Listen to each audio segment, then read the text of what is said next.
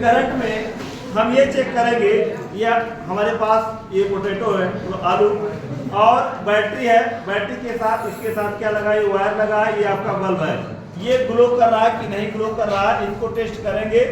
अगर ग्लो कर रहा है इसका मतलब ये हुआ इसमें भी आयनिक कंपोजिशन प्रेजेंट है, ठीक है ना।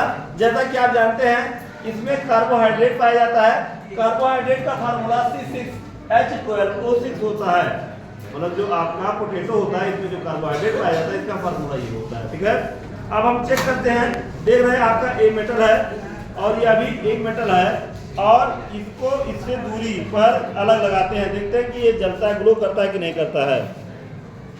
तो देखिए जैसे हम लगाए और ये ग्लो करने लगा, पहले नहीं ग्लो कर रहा था, बाद में ग्लो किया है। ये बाहर निकाल के बाहर निकाल के हो गया, निकाल देते हैं।